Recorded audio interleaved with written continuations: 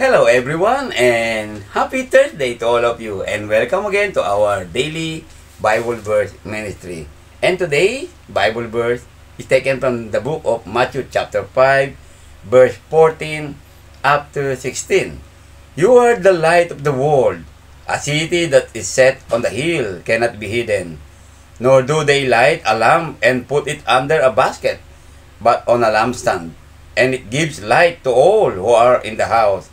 Let your light so shine before men, that they may see your good works and glorify your Father in heaven. And in Tagalog, kayo ang ilaw ng sanlibutan. Ang isang lungsod na nakatayo sa ibabaw ng burol ay hindi maitatago. Walang taong nagsisindi ng ilaw at pagkatapos ay inilalagay iyon sa ilalim ng banga.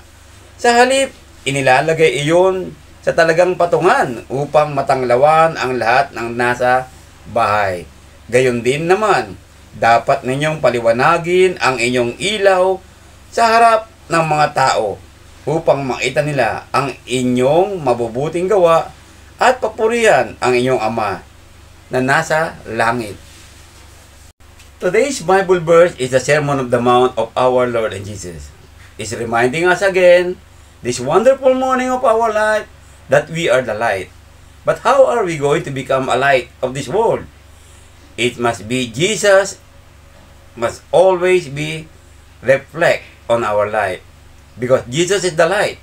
So if we have Jesus in our life, in every day, Jesus will always shine in us, and we will become the light of this world. We cannot be light of this world if Jesus is not shining on us. Kaya po, sa umagang ito mga kapatid, paliwanagin natin ang ating Panginoong sa ating buhay. Paano natin paliliwanagin? Patuloy po tayong sumunod, manatili sa kanyang kautusan. At dito magliliwanag ang Panginoong Diyos, ang Panginoong Yesus. Siya ang magiging tanglaw natin at ito magniningning tayo sa kaliwanagan. And we will become the light of this world.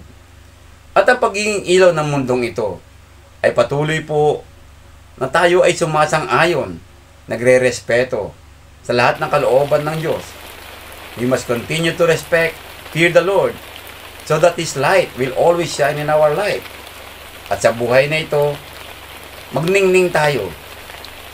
Patuloy natin taglayin ng liwanag na binigay sa atin ng Panginoon Diyos, pamamagitan ng ating Panginoong Yesus. Kailanman, hindi tayo magliliwanag sa mundong ito kung wala ang ating Panginoong Yesus. Sa buhay natin, Siya ang ilaw, Siya ang liwanag, at ang kanyang mga salita, ang liwanag ng ating dinaraanan sa buhay na ito. Magandang umaga po muli sa inyo mga kapatid.